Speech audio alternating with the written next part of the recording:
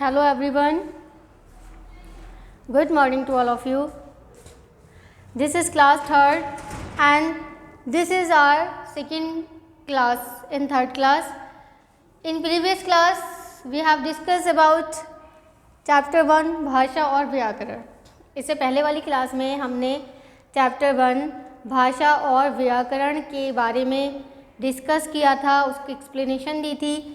तो हमारा उसमें भाषा से जो रिलेटेड जो पॉइंट्स थे सिर्फ हमने वही क्लियर किए थे और जो हमारा व्याकरण था वो रह गया था. ठीक है, तो आज हम अपनी इस क्लास में पहले व्याकरण के बारे में थोड़ा सा पढ़ेंगे और उसके बाद में जो बुक्स में भाषा और व्याकरण से रिलेटेड एक्सरसाइजेज वगैरह दे रखी हैं उसे कंप्लीट करेंगे. Okay, so let's start. हमारा टॉपिक है व्याकरण. भाषा क्या है? भाषा के द्वारा हम अपने विचारों का आदान प्रदान करते हैं. भाषा एक माध्यम है, एक साधन है जिसके माध्यम से हम अपने विचारों का आदान प्रदान करते हैं किसी दूसरे व्यक्ति के साथ में. जो हम सोचते हैं, समझते हैं या जो हमारे मन में होता है वो हम किसी दूसरे व्यक्ति को बताते हैं और जो वो सोचता है या फिर वो जो विचार उसके दिमाग में चल रहे होते हैं वो भाषा के माध्यम से उसे किसी दूसरे व्यक्ति के साथ व्यक्त करता है. ठीक है, भाषा के दो रूप होते हैं, मौखिक एंड लिखित. ठीक, मौखिक भाषा जो मुंह से बोलकर और कानों से सुनकर जिस भाषा का प्रयोग किया जाता है. एंड नेक्स्ट लिखित. लिखित में हम क्या करते हैं कि लिखकर और पढ़कर भाषा का प्रयोग करते हैं. अंडरस्टूड? ये क्लियर हो गया था हमारा. अब हमारा जो नेक्स्ट टॉपिक है वो है व्याकरण. व्याकरण क्या है?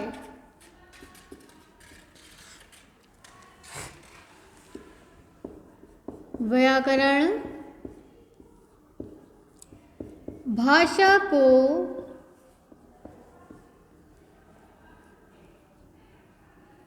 शुद्ध रूप में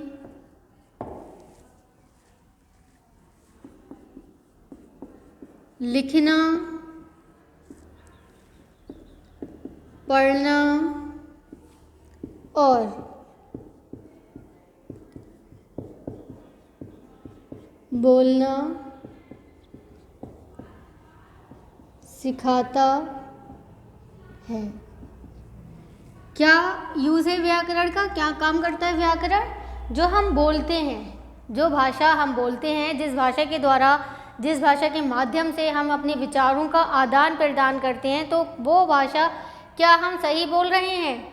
हमारे शब्द, हमारे वाक्य, हमारे वर्ण जो हमारे मुंह से निकल रहे हैं क्या वो सही हैं?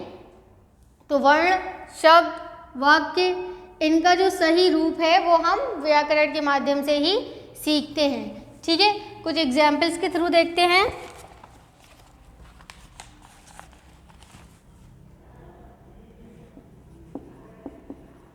उदाहरण 1, चिड़िया पिंजरे पर बंद है. वाक्य को रीड करिए. चिड़िया पिंजरे पर बंद है. क्या चिड़िया पिंजरे पर बंद होगी? पिंजरे के ऊपर बंद होगी? नहीं ना. कहाँ होती है चिड़िया को? अगर हमें बंद करना है या किसी भी पक्षी को आपको बंद करना होता है तो कहाँ करते हैं? पिंजरे के अंदर करते हैं. तो पर की जगह पे यहाँ क्या होना चाहिए? पिंजरे में. तो ये पर जो है वो गलत है और में सही है. ये इसका ज्ञान हमें कैसे हुआ? व्याकरण के इसका जो पता चला है वो हमें व्याकरण के ज्ञान के बाद ही चला है. जब हमने व्याकरण को अच्छे से पढ़ा हुआ है, हमें व्याकरण के माध्यम से ही पता चला है कि यहाँ पर का प्रयोग ना करके में का प्रयोग किया जाएगा. नंबर 2,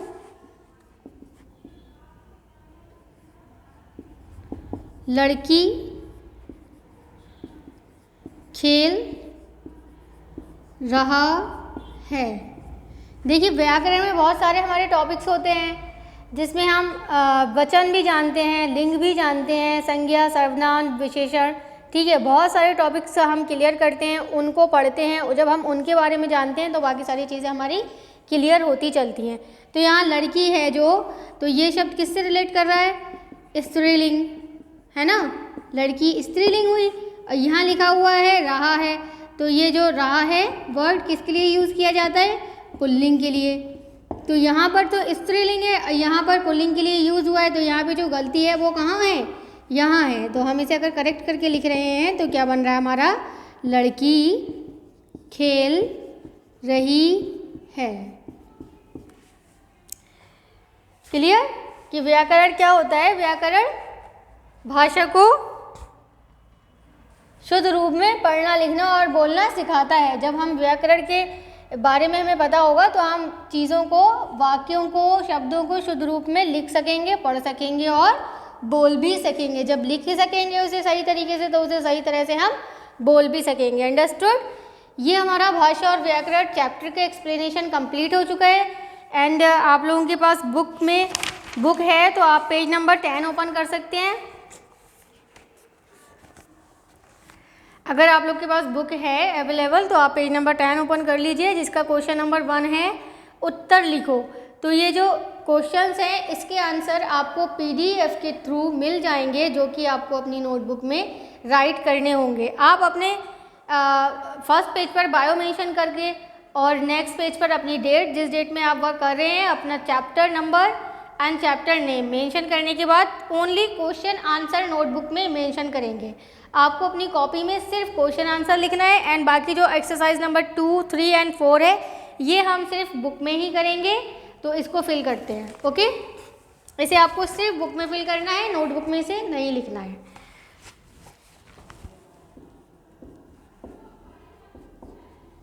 खाली जगह भरिए। यहाँ आपको एक बॉक्स भी बना के दे रखा है, मैं भी बना देती हूँ। इसमें ऑप्शन दे रखे हैं।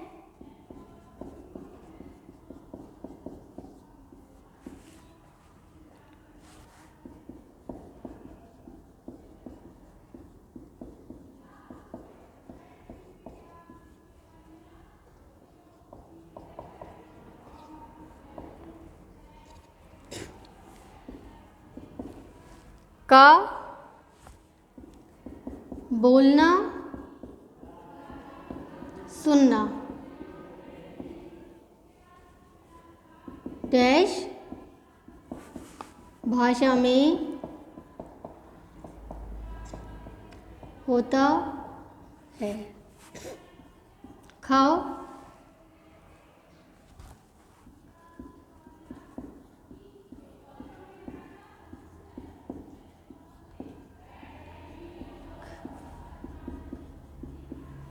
पंजाब की मुख्य भाषा डैश है।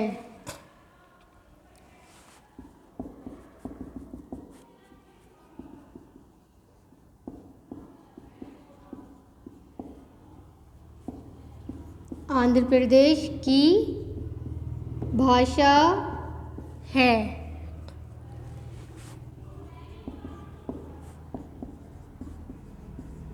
हिंदी भाषा डैश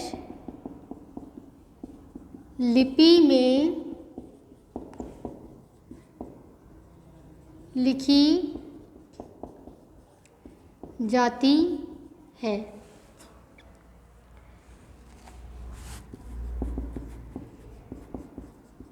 भाषा का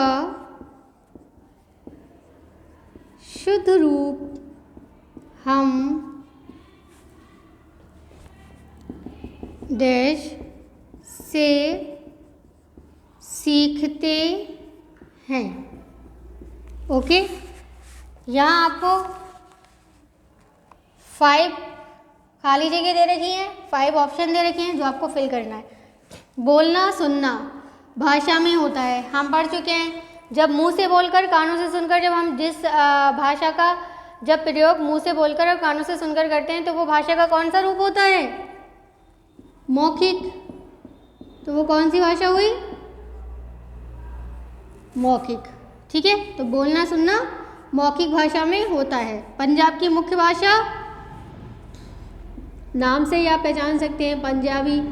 पंजाब की मुख्य भाषा क्या है? पंजाबी। आंध्र प्रदेश की भाषा है, अब आपके 3 ऑप्शन बचे हैं, देवनागरी, तेलुगु एंड व्याकरण। तो देवनागरी भी नहीं है, व्याकरण भी नहीं है, तो आंध्र प्रदेश की जो मुख्य भाषा है वो क्या है? तेलुगु। ठीक।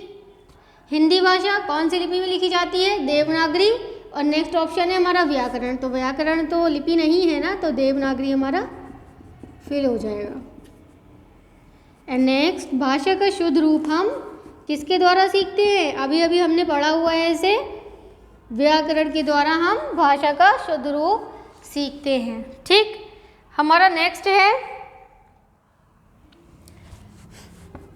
क्वेश्चन नंबर 3 है भाषा और लिपि का मिलान। मैचिंग करनी है आपको, भाषा को लिपि से मिलाना है। ठीक है, तो यह मैं मेंशन कर रही हूँ। ये आपको वन साइड भाषाएं लिखी हुई हैं, दे रखी हैं, संस्कृत, उर्दू, अंग्रेज़ी एंड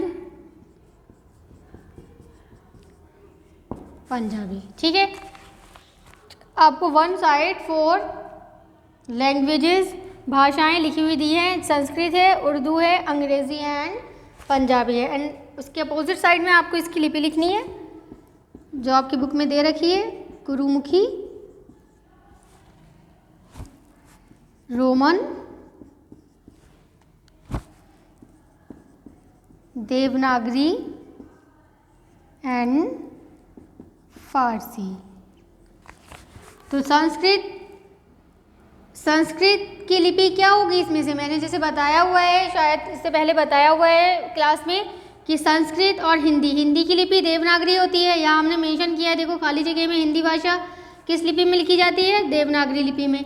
तो जो हिंदी है, हिंदी और संस्कृत दोनों की लिपि सेम होती है। हिंदी की लिपि भी देवनागरी है और संस्कृत की लिपि भी देवनागरी है। तो संस्कृत किस भाषा में लिखी गई है? देवनागरी, सॉरी, किस लिपि में लिखी गई है? देवनागरी। उर्दू, फारसी लिपि एंड अंग्रेज़ी, रोमन, पंजाबी, गुरुमुखी। ये आपको लर्न भी करना है, इसको याद रखिए कि कौन सी भाषा किस लिपि में लिखी जाती है। यहाँ आपको 4 दे रखी है, तो इसे आप जब मैच कर रहे हैं तो मैच करते पर भी लर्न कर सकते हैं। संस्कृत देवनागरी लिपि, उर्दू फारसी लिपि, अंग्रेज़ी रोमन लिपि एंड पंजाबी गुरुमुखी लिपि। ठीक है, तो हमारे ये question number exercise number 2 and 3 complete हो गए। एक्सरसाइज नंबर 3 देखते हैं, सॉरी 4 देखते हैं।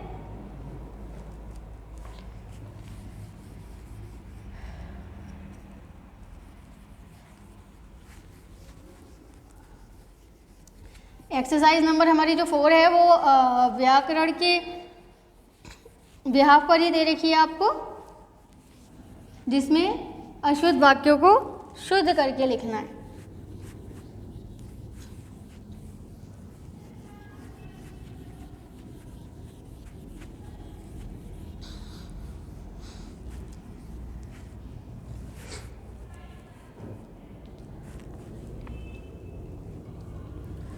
नंबर 4, वाक्यों को शुद्ध करके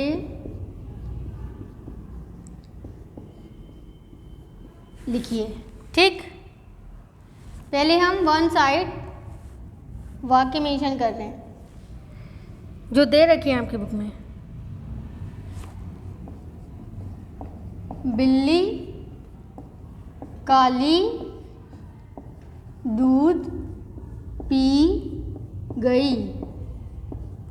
ठीक, ये हमारा स्पेस है, इसका आंसर लिखेंगे। ख, आसमान तारे में चमकते हैं। ग, यह शीला की बस्ता है। बस्ता मतलब बैग। सविता पुस्तक पढ़ रहा है।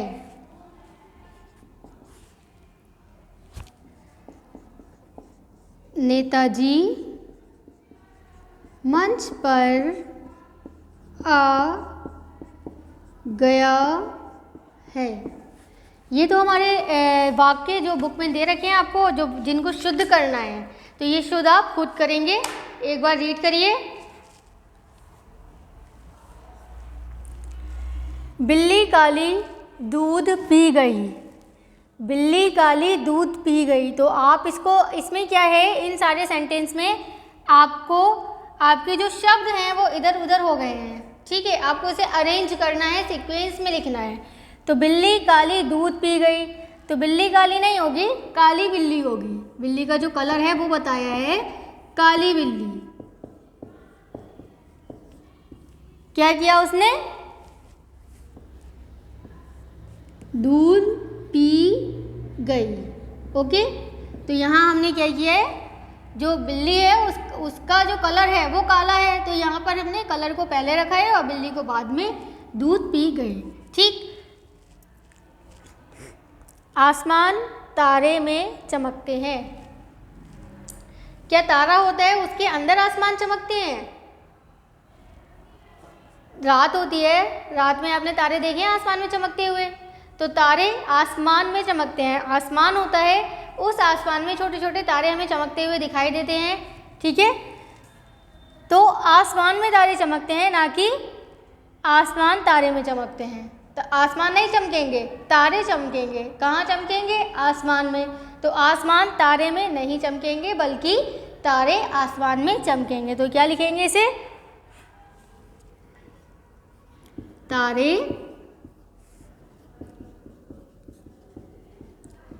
आसमान में चमकते हैं। ओके, नेक्स्ट, यह शीला की बस्ता है। यह शीला की बस्ता है। यह शीला, ठीक है, की बस्ता है। बस्ता मतलब बैग, जो आपका स्कूल बैग होता है उसे समझ लीजिए। तो हम लिखेंगे यह बस्ता शीला। तो यहाँ पर ये जो की दे रखा है इसको हम का बनाएंगे। का है। ई की, जो इसमें ई की मात्रा है उसे हटाएंगे और आ की मात्रा लगाएंगे। ठीक है, यह बस्ता शीला का है। सविता पुस्तक पढ़ रहा है। यहाँ सविता को देख लीजिए, एक लड़की है ना, तो ये स्त्रीलिंग है। रहा है तो ये पुल्लिंग है। ठीक है ना, तो ये हमें, ये रॉन्ग है, इसको हमें करेक्ट करके लिखना है। और ये सविता लड़की है, तो सविता पुस्तक पढ़, तो यहाँ हमें ऐसे शब्द का प्रयोग करना है जो स्त्रीलिंग के लिए प्रयोग किया जाता है। तो सविता पुस्तक पढ़ रही है। ओके, नेताजी मंच पर आ गया है। तो यहाँ नेताजी वर्ड जो दे रखा है एक रिस्पेक्टिव वर्ड है। ठीक है ना, और यहाँ पर लिखा हुआ है आ गया है, तो ऐसा लग रहा है कि आप किसी छोटे से, बहुत छोटे से बच्चे से बोल रहे हो। ठीक है, या उससे भी ऐसे नहीं बोलना होता है कि आप इस तरह से बोल रहे हो। तो हमें इसे चेंज करना है। तो नेताजी